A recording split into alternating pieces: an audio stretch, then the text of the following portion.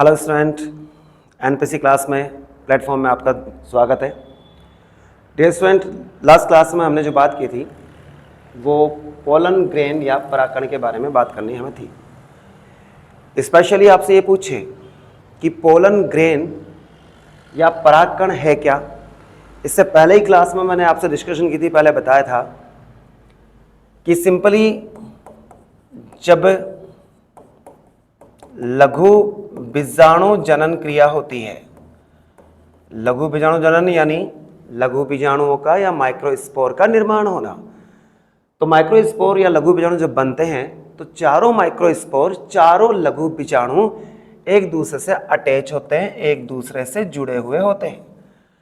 अब simply question यहां पर ये पुटअप होता है कि ऐसी कौन सी चीज है, ऐसे कौन सा केमिकल है जो इन चारों माइक्रोस्पोर को या लघु बीजाणुओं को आपस में बांधे रखता है।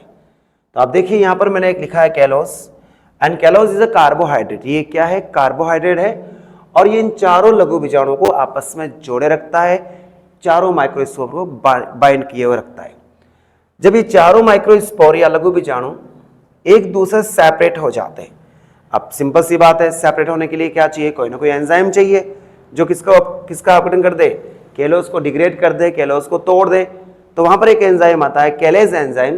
तो केलेज एंजाइम की प्रेजेंस में ये केलोस जो है डिग्रेड हो जाता है, टूट जाता है, और टूटने से चारों माइक्रोस्पोर या लघु बीजाणु एक दूसरे से फ्री हो जाते हैं, स्वतंत्र हो जाते हैं। अब क्वेश्चन यहां पर ये पुटअप होता है डियर स्टूडेंट कि ये केलेज एंजाइम आया कहां से? परागकोश के अंदर या लघु बीजाणुधानी में या माइक्रोस्पोरेंजियम में ऐसी कौन सी चीज है जो केलेज एंजाइम को सिक्रीट करती है, उसको स्त्रावित करती है? तो वहां पर है, आपने नाम सुना होगा, tapetum cell. It means callase enzyme कौन सिक्रीट करता है? टेपिटम सेल करती हैं। और in the presence of callase enzyme ये जो अपने पास माइक्रोस्पोर हैं ये एक दूसरे से क्या हो जाते हैं? अलग अलग हो जाते हैं। और जैसे ही ये अलग हो जाते हैं, देखिए आपके सामने ये 4 अपने अलग अलग कर लिए हैं, जैसे ये सेपरेट हो जाते हैं तब ये कन्वर्ट हो जाते हैं पोलन ग्रेन या परागकण में। तो आज अपने पास जो स्टडी पॉइंट है, जो हमारा डिस्कशन पॉइंट है, वो है परागकण या परागकण की संरचना, स्ट्रक्चर ऑफ पोलन ग्रेन। तो स्पेशली आप देखो डियर स्टूडेंट, आपसे पूछे कि परागकण कैसी संरचना, हैप्लॉइड यानी अगुणित है या डिप्लॉइड है? चूंकि ये लघु बीजाणु जो बने हैं चारों, ये कौन से डिवीजन से बने हैं? तो ये बने हैं मियोसिस से, मियोसिस यानी अर्धसूत्री विभाजन से। जब मियोसिस से बने हैं, मियोटिक डिवीजन से बने हैं, अर्धसूत्री विभाजन से बने हैं, तो ऑब्वियसली सारे के सारे ये हैप्लॉइड यानी कैसे होंगे? अगुणित होंगे। और जब माइक्रोस्पोर ही हैप्लॉइड हैं और जब सेपरेट हो रहे हैं और पोलन ग्रेन बना रहे हैं, इट मीन्स टोटल परागकण भी कैसे होंगे? हैप्लॉइड। इट मीन्स एन होंगे। N it means number of chromosomes, number of chromosome या गुणसूत्रों की संख्या इसमें क्या है? अपनी पेरेंटाइल जनरेशन से, अपने पेरेंट से हाफ है, 2n और n। So these are n, या पोलन ग्रेन कैसे हैं बेटा? n है। Now next, simply pollen grain जो होता है या परागकण जो होता है उसकी स्ट्रक्चर कैसी है, उसकी संरचना कैसी है? तो आप देखिए पोलन ग्रेन या परागकण सबसे पहले किसको रिप्रेजेंट करता है, किसको दर्शाता है? तो मैंने एक वर्ड यूज किया कि यह नर युग्मकोद्भिद की प्रथम कोशिका है। आपसे एक क्वेश्चन पूछा जाता है, it is very important question, कि व्हाट इज पोलन ग्रेन, परागकण है क्या? तो आप बोलेंगे कि नर युग्मकोद्भिद की प्रथम कोशिका है, या it is a first cell of male gametophyte generation. Simply male gametophyte generation कैसी होगी? हैप्लॉइड होगी। क्यों होगी हैप्लॉइड? अगुणित क्यों होगी? क्योंकि इसका जो निर्माण हुआ है, जो इसका फॉर्मेशन हुआ है, वो किससे हुआ है? परागकण से हुआ है। और नर युग्मकोद्भिद जो जनरेशन है या मेल गैमेटोफाइट जनरेशन है, वो आगे चल के क्या बनाएगी? नर युग्मक बनाएगी या मेल गैमेट बनाएगी। ओके, तो मेल गैमेट किससे बनेंगे आगे चल के? परागकण से।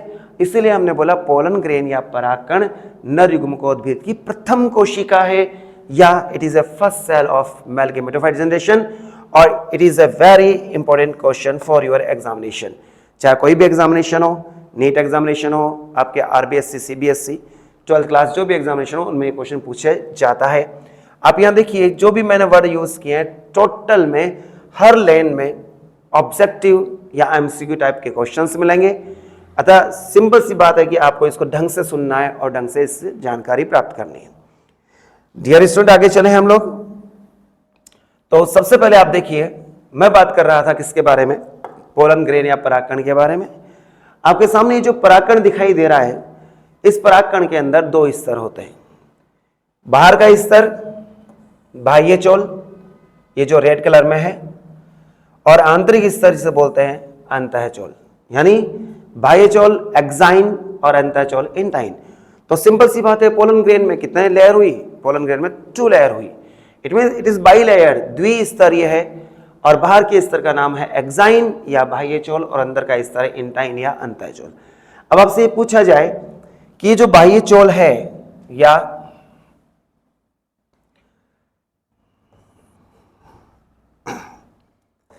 ये अपने पास परागकण का आंतरिक स्तर है, और ये अपने पास मान लेते हैं ये इंटाइन या अंतःचोल है। सबसे पहले क्वेश्चन ये पुटअप किया जाता है कि ये अंतःचोल जो है या इंटाइन जो है, ये बना हुआ किससे होता है? तो सिंपली ये बना हुआ होता है सेलुलोज प्लस पैक्टिन से बना हुआ है, या पेक्टोसेलुलोज से बना हुआ होता है। सेलुलोज और pectin both are main component of the cell wall, cell wall के महत्वपूर्ण घटक है। और सेलुलोज पैक्टिन से कौन बना होता है? इंटाइन बना होता है। इंटाइन के ऊपर यहां पर एक स्पेशल केमिकल का क्या हो जाता है? डिपोजिशन हो जाता है, जमाव हो जाता है, और जमाव होने से एक नई लेयर बन जाती है जो हार्ड होती है, जो रिजिड होती है, और ऑर्नामेंटेड यानी डिजाइन वाली होती है। इस लेयर को हम बोलते हैं EXINE, एक्साइन। और ये क्यों बनती है? क्योंकि जो इंटाइन है उस पर स्पेशल एक केमिकल का डिपोजिशन हो जाता है, और वो होता है स्पोरोपोलेनिन। नेक्स्ट क्वेश्चन फिर यहां पर पुटअप होता है कि ये जो स्पोरोपोलेनिन आया, वो आया कहां से? तो डियर स्टूडेंट, लास्ट क्लास को याद कीजिए, मैंने आपको बताया था कि टेपिटम कोशिकाएं होती है, और टेपिटम कोशिकाओं में स्पेशली वसा से बनी हुई यानी लिपिड से बनी हुई एक स्ट्रक्चर पाई जाती है, एक स्ट्रक्चर मिलती है, और उसे हमने नाम दिया था प्रोयूबिश बॉडी। और यही प्रोयूबिश बॉडी जब स्पोरोपोलेनिन से कवर हो जाती है, आउटर लेयर ये स्पोरोपोलेनिन का है, तो ये बन जाता है टोटल कंबाइंडली, इसे हम बोलते हैं यूबिश बॉडी या यूबिशकाय। और यूबिशकाय कौन सी कोशिकाओं में है? टेपिटम कोशिकाओं में है। तो सिंपली स्पोरोपोलेनिन का सिक्रीशन या स्त्रवण भी कौन सी कोशिकाएं करती हैं? टेपिटम कोशिकाएं ही करती हैं। तो एक्साइन किससे बना हुआ है? स्पोरोपोलेनिन से। अब देखिए, स्पोरोपोलेनिन जो है इसका कौन सा लेयर है? आउटर लेयर है, और मेनली आउटर लेयर का फंक्शन क्या होता है? प्रोटेक्शन। तो ये पोलन ग्रेन का क्या करता है? प्रोटेक्शन करता है, उसे सुरक्षा देते हैं। कोई भी केमिकल, कोई भी एंजाइम, कोई भी फैक्टर इसको डिकम्पोज या डिग्रेड नहीं कर सकता। सो अपन कह सकते हैं कि एक्साइन के कारण ही पोलन ग्रेन क्या होता है? सेफ होता है, सुरक्षित होता है, और जीवाश्म फॉसिल्स के रूप में पाया जाता है। स्पोरोपोलेनिन का एंजाइम से भी डिग्रेडेशन नहीं होता, कोई भी एंजाइम नहीं है, कोई भी केमिकल से डिग्रेड नहीं होता, नहीं टूटता है, और कोई भी फिजिकल फैक्टर, टेम्परेचर है, एसिड है, बेस है, एंजाइम है, कभी भी स्पोरोपोलेनिन को तोड़ नहीं सकते हैं। इसीलिए ये पोलन ग्रेन फॉसिल्स फॉर्म में, जीवाश्म फॉर्म में पाए जाते हैं, और फॉसिल्स फॉर्म्स को देख के ये आइडिया लगा सकते हैं कि कौन से टाइम में कौन से प्लांट हमारे इस बायोस्फीयर में, हमारी इस अर्थ पे थे। आगे बात करें, आप यहां गौर कीजिए, एक ये प्लेस है छोटा सा, देखिए इंटाइन की ये वो परत है, यहां पर ये जहां पर किसका डिपोजिशन नहीं हुआ है? स्पोरोपोलेनिन का डिपोजिशन नहीं हुआ है, और इस पे एक छिद्रनुमा संरचना बनी हुई है जिसे हम बोलते हैं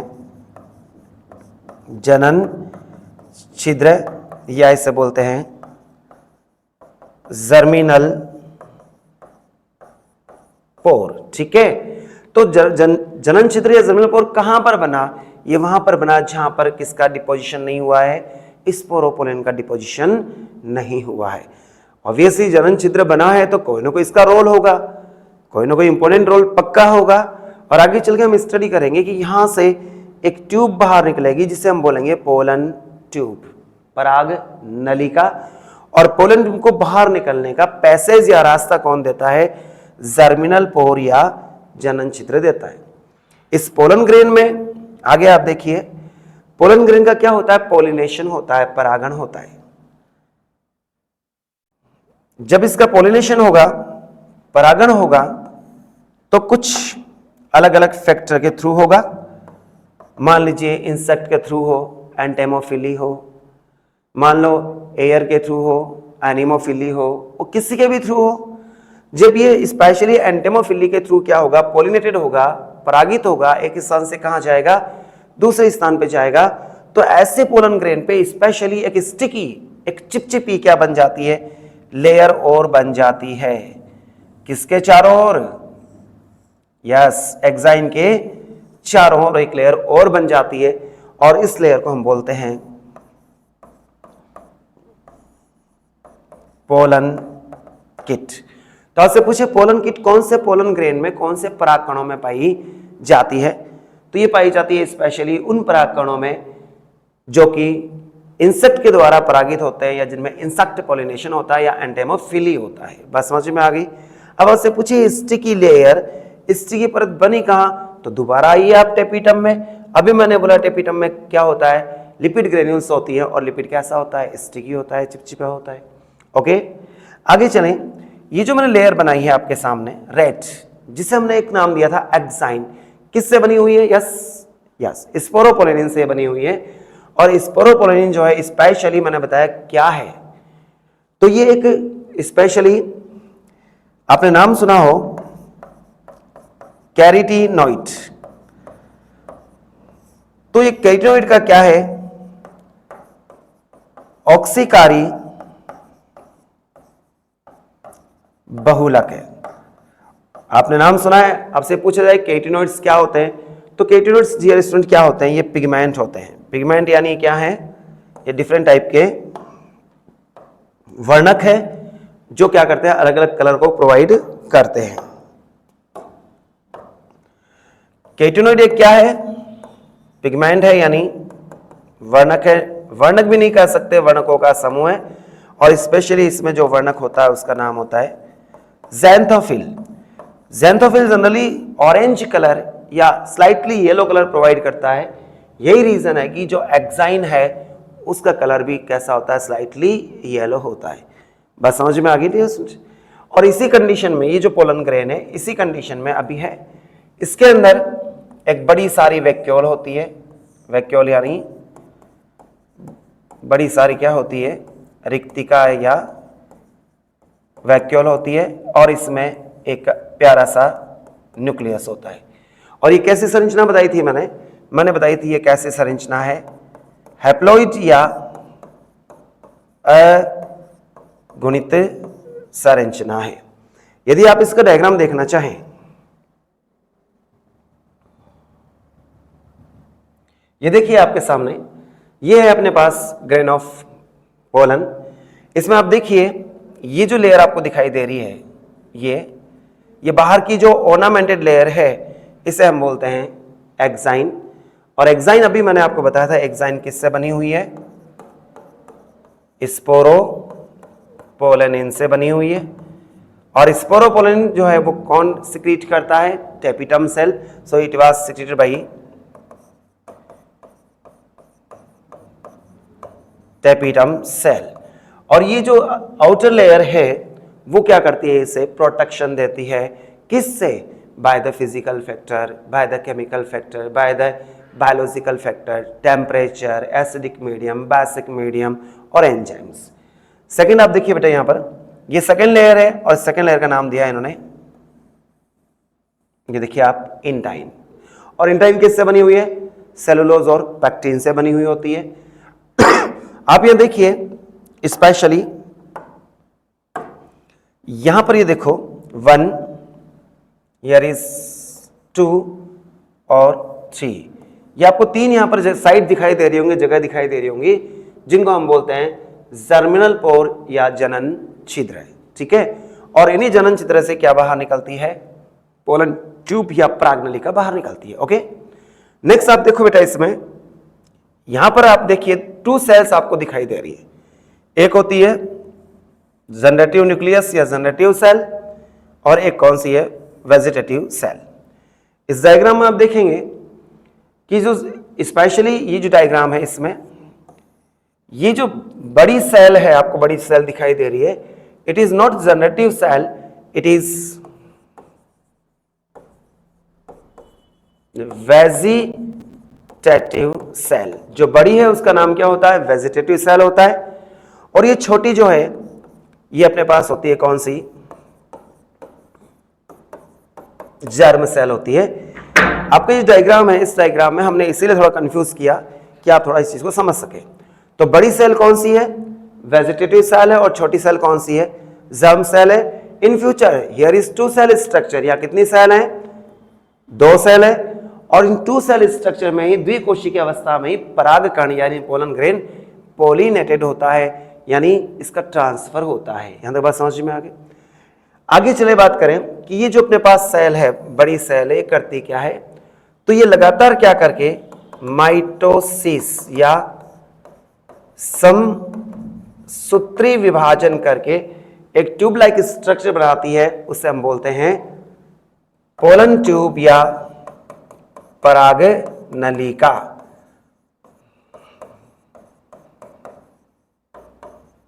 पोलन ट्यूब या पराग नलिका। और ये पोलन ट्यूब इन्हीं जर्मिनल पोर से, जनन छिद्रों से कहां निकलती है? बाहर निकलती है। Is it clear? अगर प्लांट डाइकोट है, द्विबीजपत्री है, डाइकोट है, तो उसके अंदर जो जर्मिनल पोर या जनन छिद्र होंगे उनकी संख्या होगी कितनी? 3। और यदि प्लांट कैसा है? मोनोकोट है, एक बीजपत्री है, तो उसमें जनन छिद्रों की संख्या होती है 1। तो ये पूछा जाता है, it is very important question, कि द्विबीजपत्री के परागकण में कितने जनन छिद्र पाए जाते हैं? How many germinal pores are present in the dicot plant pollen grain? Then your answer is 3। In monocot your answer is 1। आगे हम बात करें बेटा, ये जो सेल है आप देखो, ये लेंस शेप है, छोटी है।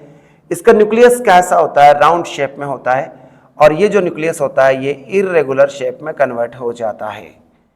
इसमें डेंस क्या होता है? साइटोप्लाज्म भी होता है। Is it clear? बात समझ में आ गई? So it is structure of pollen grain. First question, how many layers are present in the pollen grain? Then your answer is 2। परागकण में कितने स्तर पाए जाते हैं? आपका आंसर होगा 2। कौन कौन से स्तर वो होते हैं? तो आप बोलेंगे एक्साइन और इंटाइन। सो 2 लेयर्स, एक्साइन और इंटाइन। एक्साइन किससे बनी हुई है? स्पोरोपोलिन से। Exine is made up by or made up of sporopollenin. Sporopollenin कैसा है? हार्ड है। उसका क्या वो डिग्रेड नहीं होता है, टूटता बिल्कुल भी नहीं है, ना तो फिजिकल फैक्टर से, ना केमिकल फैक्टर से, ना बायोलॉजिकल एजेंट से। ऐसी कंडीशन में जो अपने पास स्पेशली पोलन ग्रेन्स होते हैं, परागकण होते हैं, वो फॉसिल्स फॉर्म में पाए जाते हैं। सेकेंड लेयर बताया इंटाइन, और स्पेशली इंटाइन किससे बनी हुई है? सेलुलोज और पेक्टिन से। हम बोलते हैं पेक्टोसेलुलोज से। जनन छिद्र है, 3 जनन छिद्र है, और 3 जनन छिद्र किसमें होते हैं? डाइकोट में होते हैं। एक जनन छिद्र किसमें होता है? एक बीजपत्री में होता है या मोनोकोट में होता है। So germinal pores are dicot plant 3, germinal pores in monocot pollen grain 1। Next, specially 2 cells are present. Big cell is known as vegetative cell, जिसे हम हिंदी में बोलते हैं कौन सी कोशिका? कायिक कोशिका। और ये अपने पास छोटी है जनन कोशिका या जर्म सेल। जनन कोशिका आगे चल के क्या करेगी? ये क्या करेगी? तो ये माइटोसिस यानी समसूत्री विभाजन करेगी, और समसूत्री विभाजन करके 2 क्या बनाएगी? नर युग्मक बनाएगी या मेल गैमिट बनाएगी। और उन मेल गैमिट को हम नाम देंगे पुमणु या जूइड्स नाम देंगे। ओके, तो पोलन ग्रेन से बनने वाले नर युग्मक कौन से विभाजन से बनते हैं? समसूत्री विभाजन से बनते हैं। Male gametes are formed by the mitosis और mitotic division and male gametes are known as antherozoids, और नर युग्मक का हिंदी में नाम क्या है बेटा? पुमन हुए। दूसरी कोशिका फिर बता रहा हूं, जनन कोशिका के बाद कौन सी कोशिका है? वेजिटेबल सेल का एक कोशिका, बड़ी है, न्यूक्लियस कैसा है? इरेगुलर है, और ये क्या करती है? समसूत्री विभाजन करके पोलन ट्यूब बनाती है, और ये पोलन ट्यूब कहां से बाहर निकलती है? इन जनन छिद्रों से बाहर निकलती है। ये जो स्ट्रक्चर है ये किसका है? पोलन ग्रेन का है। मैंने बताया जिनमें इंसेक्ट पोलिनेशन होता है, एंटेमोफिली होता है, उनमें स्पेशली एक लेयर और पाई जाती है, और उसका मैंने नाम दिया था आपको पोलन किट। और ये जो पोलन किट है ये किसमें? इंसेक्ट पोलिनेशन में हेल्प करती है, और पोलन ग्रेन की अल्ट्रावायलेट रेडिएशन से भी क्या करती है? प्रोटेक्शन करती है। स्टिकी है, चिपचिपी है, पैराबैंगनी किरणों से इसकी क्या कर रही है? सुरक्षा कर रही है, और इंसेक्ट पोलिनेशन में भी क्या कर रही है? हेल्प कर रही है। आपसे पूछिए स्टिकी मैटर आया कहां से? वही चीज, स्टिकी मैटर कहां से आया? टेपिटम सेल से आया। सो आपसे पूछे टेपिटम सेल का फंक्शन क्या है? आप बोलेंगे फर्स्ट फंक्शन है कि टेपिटम सेल क्या करती है? माइक्रोस्पोर को या लघु बीजाणुओं को नरिशमेंट या पोषण देती है। फर्स्ट। सेकेंड आपसे पूछो और क्या काम है? और भी कुछ है? तो सीधी सी बात है, ये परागकण में जो स्पोरोपोलिन है उसका क्या करती है? निर्माण करती है। यानी पोलन ग्रेन की आउटर लेयर एक्साइन का क्या करती है? निर्माण करती है। Second function. Third function, any work. तो simply third function is also, जहां पर इंसेक्ट पॉलिनेशन होता है, कीट परागण होता है, उनमें ये क्या करती है? स्पेशल एक लेयर बनाती है। मैंने बताया था इस लेयर का नाम है पोलन किट। और पोलन किट किसमें हेल्प करती है? स्टिकी है, चिपचिपी है, और ये इंसेक्ट पॉलिनेशन में या कीट परागण में क्या करती है? सहायता करती है। Is that clear? अब आपसे पूछते हैं क्या होगा यदि टेपिटम कोशिकाएं क्या हो जाए? नष्ट हो जाए। What happened if tapetum cells are destroyed? Then your answer is simple. Pollen grain बनेंगे, परागकण बनेंगे, क्योंकि परागकण बनाना टेपिटम कोशिकाओं का काम नहीं है। उनको केवल नरिशमेंट देना है, उनको पोषण देना है। तो माइक्रोस्पोर और पोलन ग्रेन बनेंगे जरूर, लेकिन वो स्टेराइल होंगे, बंदे होंगे, उनमें रिप्रोडक्शन कैपेसिटी नहीं होगी। तो हमारे साथ लगातार जुड़े रहिए। आज हमने आपको बताया पोलन ग्रेन की संरचना। नेक्स्ट क्लास में हम लोग स्टार्ट करेंगे specially female reproductive system of plants.